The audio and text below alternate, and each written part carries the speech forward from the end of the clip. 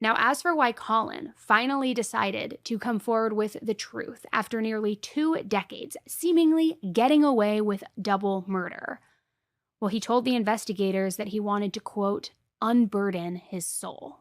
And as much as I would love to believe that he did finally feel guilty after all of those years, I really think that he only did it out of desperation. Because in 2008, just 1 year before this revelation and this confession, Colin got scammed really, really badly.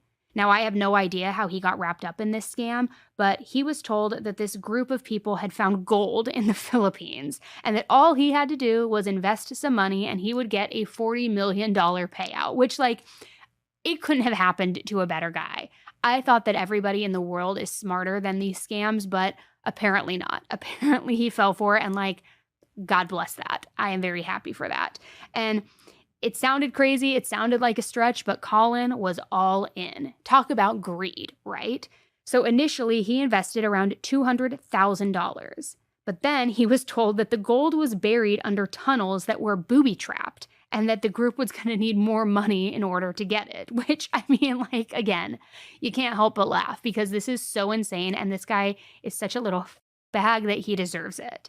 So over the next 6 months, Colin continued sending money to invest in this project. And at one point, he even convinced some of his friends to join in on the investment so they could all get rich off of this. But like I said, they all got scammed, and Colin was left with essentially nothing. Also, the year before that scam, he and Leslie's oldest son, Matthew, tragically died. And what's sad is that Matthew's death alone wasn't really a wake-up call for Colin, but apparently his death, coupled with the scam, was all apparently too much for Colin to handle. He said he felt like God was punishing him for what he had done and for the secrets that he had kept. So now he felt like he had to unburden his own soul for his own sake. Which, I mean, Colin was always selfish, and I don't know if this truly was for those reasons, but maybe. So in November of 2010, he pleaded guilty and he was sentenced to a minimum of 21 years to life. As for Hazel, she attempted to downplay her role in the murders. She blamed everything on Colin and claimed that she was afraid that if she didn't go through with his plan, that he'd kill her and her children. However, that doesn't exactly explain why they stayed together for years after the murders, but, you know, that's besides the point. I digress.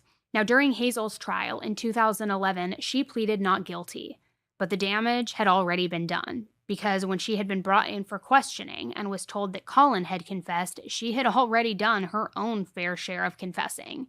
She confessed that she had heard everything from the other room and that she's the one who got rid of the hose in that fire.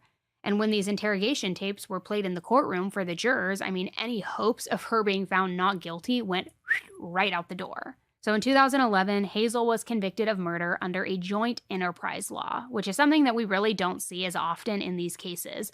But essentially, this law allows for multiple people to be held liable for the same crime if they shared a common purpose, even if only one of those people actually did the killing. So she was ultimately sentenced to life in prison with a minimum of 18 years.